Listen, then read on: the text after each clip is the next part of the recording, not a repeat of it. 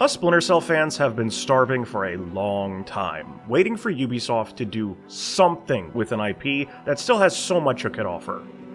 It's been 12 years since Blacklist, the last actual game in the series, and all we've seen of Sam Fisher since then have been guest appearances in other franchises he has no business being in. So when it was announced in 2020 that Splinter Cell would be getting a Netflix animated series, a lot of us groaned. Why won't they just give us what we want? This can't be that hard. Well, it's 2025 now, and that animated series, titled Splinter Cell Deathwatch, is out. I've watched it from start to finish twice over, and I can't believe I'm saying this, but Deathwatch is actually quite good, and easily the best Splinter Cell content we've gotten in the last decade. I am grading it on a bit of a curve since it's the only noteworthy Splinter Cell content we've gotten in that time frame, but still, I really enjoyed this show. I guess you're guaranteed a baseline of quality when your showrunner is Derek Kolstad, the man behind John Wick. I absolutely have criticisms and things that bugged me as a longtime fan, but I'll say up front that Splinter Cell Deathwatch gets my recommendation. It's a breezy 8-episode binge, so if any of you want to bow out now and give it a view yourself to avoid any and all spoilers, feel free to come back later for my more detailed thoughts. In the years since Blacklist, Sam Fisher seems to have retired from duty, or at least tried to. As he says himself in the show, "There are no ex-Splinter agents." He lives out his days in the Polish countryside, enjoying the quiet isolation with an adorable pupper. Nearby, in neighboring Lithuania, 4th Echelon agent Zinnia McKenna infiltrates a guarded compound to extract an asset with whom she shares a personal relationship. Upon finding him already dead, the need for revenge overwhelms her, and the following massacre leaves her wounded. At the same time, 4th Echelon is hacked, forcing its leader Grimm's daughter to direct Zinnia to the closest person she trusts, that of course being Sam. He patches up his fellow agent and deals with her pursuers, quickly learning that all of this is somehow connected to Displace International, the company that once belonged to his late friend-turned-enemy, Doug Shetland, prompting Sam to don the goggles again and figure out where the conspiracy goes. Let's get the elephant in the room out of the way. When people heard rumors of another agent being in this show, and then saw Zinnia in the trailer, alarm bells went off, and I understand why people were concerned. Passing the torch to the next generation is not inherently bad, but most of the time these replacements are incredibly shallow, poorly written, and end up filling a role they haven't earned, while those that came before are offered little to no respect. However, when it comes to Zinnia, these worries are unfounded. Not because she's a great character, she's neither bad nor remarkable, a qualifier I can apply to everyone in this show, but because she's not a replacement for Sam. Splinter Cell has long established that Fisher is not the only agent sneaking around, but even putting that aside, this is still very much his show. He's not sidelined, he's not overshadowed, and he's not a bumbling fool that needs to be saved. He handles business, and he handles it well. The torch stays firmly in his grasp. At worst, a few cracks are made about his age, but that's not new, and it's not done in a mean-spirited way.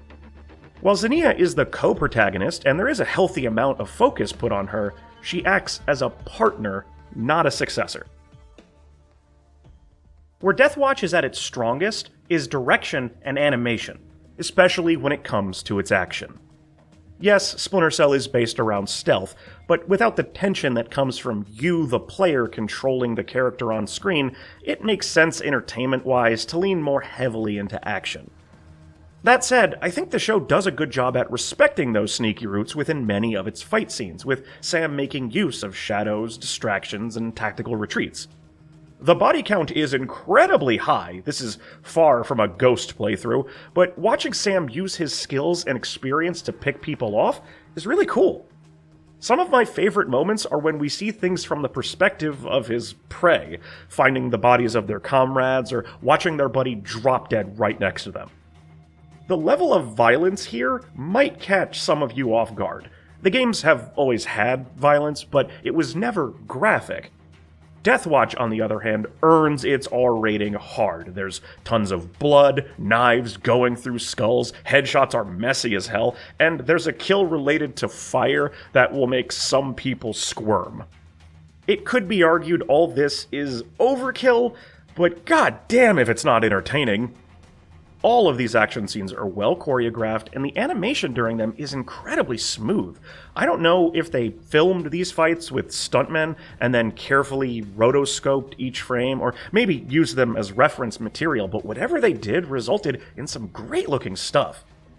When things are slowed down, the show still looks pretty good, with solid atmosphere. Lip syncing can range from not quite on point to so perfect it's scary, and the contrast between light and darkness is consistently strong with good use of shadows, a must for this franchise in particular.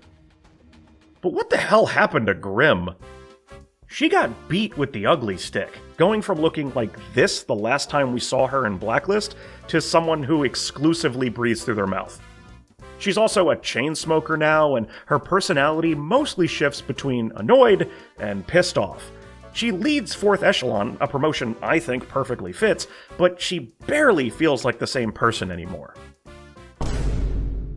I'm sure many fans are curious about Sam's voice, now provided by actor Liev Schreiber. While Michael Ironside will always be Sam Fisher, I think Schreiber does well in the role.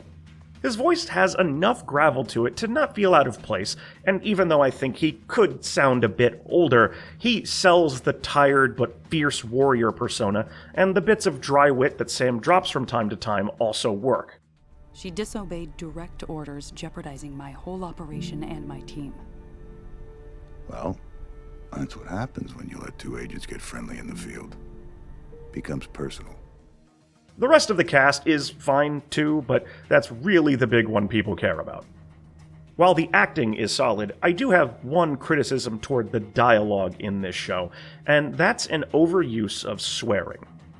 I'm not a prude, I swear all the fucking time, but there are so many in here that I found myself rolling my eyes sometimes.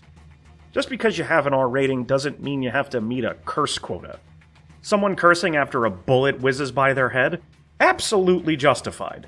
But most of the time, one or two completely unneeded F-bombs are crowbarred into sentences, making these supposed professionals come off as the opposite. As for the story, it's alright. Splinter Cell has never had the deepest narratives, and Deathwatch falls in line with that. There's the obvious bad guys, Sam and friends uncover what they're up to, and work to stop them. The usual formula. Sam has his conflict about having to deal with the Shetland family again, and Zinnia has her grief and revenge arc with the mercenaries that work for them, but the former isn't fleshed out too much, and the latter can be kind of frustrating to watch because on multiple occasions Zinnia's actions, even if understandable, directly compromise the mission. There's also a very brief moment in the final episode that I'm sure most people won't even register as weird, but I did, so forgive this brief tangent. There's a scene where our heroine is pinned down and carefully chambers around into her handgun. The problem I have is that before this scene, Zinnia has been clearing multiple rooms and covering Sam's back. She hasn't fired her weapon yet or reloaded in this time, so having her chamber around now means that she was running around using a handgun that wasn't ready to fire. Maybe I'm just completely off base on this, but it jumped out to me immediately as a clear oopsie. If I'm crazy and there's a good explanation for this, please let me know. What bugged me most about Deathwatch was the retconning, mostly revolving around the Shetlands. Apparently, Doug had not one, but two children, Diana and Charlie, neither of which have ever been mentioned or hinted at before, and when a piece of fiction does this, it screams that the writers are forcing a connection to established characters for the sake of cheap personal stakes. It doesn't help that both of his kids are irredeemably evil, but at least Diana tries to keep up appearances. Charlie just sucks. He's an entitled, whiny douchebag, and not in a fun way. He's personified cringe, and I wanted him off my screen as quickly as he appeared. But aside from the sudden offspring, they've made quite a few changes to Doug Shetland's backstory. I can sort of understand the need to streamline details for newcomers who haven't played the games, but as one of the biggest chaos theory stands on the planet, I can't help but be bothered by the alteration of its events. The two-part finale of Deathwatch is even titled Chaos Theory, and if you're going to invoke that name, don't mess with it. We now see that Doug was dishonorably discharged for torturing a prisoner to death, because that's a quick and easy way to show someone unfamiliar that he's a bad guy.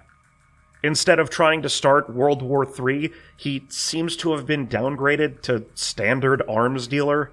And instead of Displace International being disbanded after the PR nightmare of their CEO being a war criminal, it's somehow still around, and even proudly displays photos and paintings of him around the office. Even the circumstances around his death are different. When they flashed back to 2007 and I saw a bathhouse in Japan, it looked like they were ready to recreate exactly what happened as I remembered it. But no.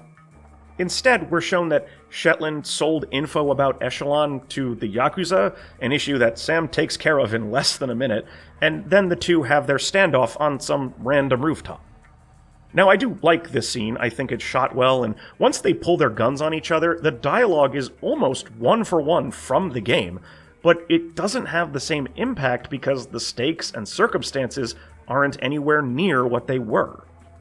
I'm sure all this bothers me more than most, but I can't help it. I've been replaying Chaos Theory for 20 years. I'm kind of protective of it.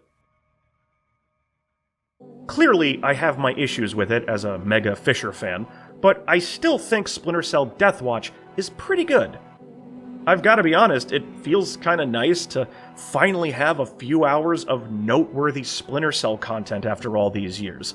Though that's kind of a bittersweet feeling. Like, yeah, cool, you made a fun show, but you know what I'd like even more? A new video game. Hey Ubisoft, remember that remake you announced 4 years ago in a lame-ass press release? You want to maybe update us on that at some point? Oh, what the fuck ever! Still, while it might not be exactly what we wanted, I'm glad that Sam is back in some form. A second season has already been greenlit, and as long as it maintains this level of quality, I'll keep watching it. Thank you for listening to my opinions. If you sat through the first season of Deathwatch, share your thoughts on it down below. Did you like it, find it disappointing, or just decide not to give it a chance in the first place? I'm sure all the discussion will be totally civil. Until next time.